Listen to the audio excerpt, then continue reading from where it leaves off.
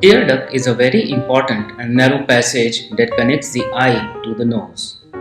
It is a path that drains all the tear secretions of an eye. This is how the tear drains. After secretion from the gland, the tears come on the surface of eye, serve their purpose, drains through a pinpoint eyelid opening.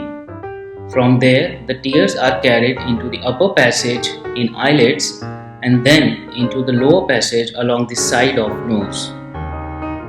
Normal tears are so produced so that you don't feel their movement on the eye and into the nose.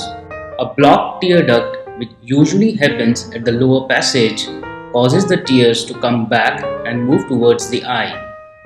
The eye then starts watering and infection occurs, leading to the discharge.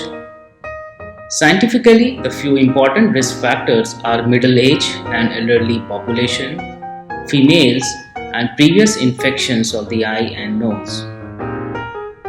A blocked tear duct can cause the eye to become red and infected and also swelling and pain on the inner side of the eye.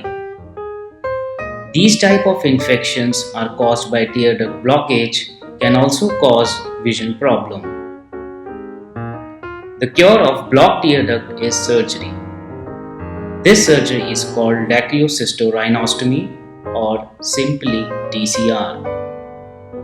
It creates a tear duct bypass so that the tears start draining into the nose naturally. DCR or tear duct bypass can be done by two approaches. First is through the skin incision called external DCR, and second is without the skin incision called endoscopic DCR. Endoscopic DCR creates a bypass passage from within the nose using a specialized set of equipments and instruments so that the tear starts draining into the nose as earlier.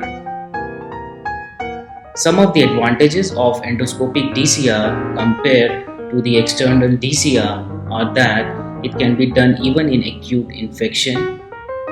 There is no skin incision and therefore scar. It's a minimal invasive procedure with minimal blood loss. And lastly, it is more customized, meaning specific to the nose and tear duct structure and anatomy. The final treatment goal is that you don't have any watering discharge from the eyes and therefore no eye and eyelid infections.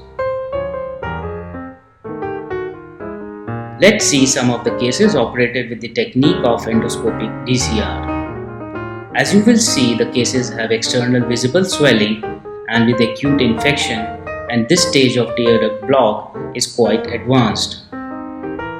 The endoscopic DCR is useful for such advanced cases and can be done straightforward and causes the infection and the watering in the eye to resolve within few days. For actual surgical steps of endoscopic DCR, you can click on this link.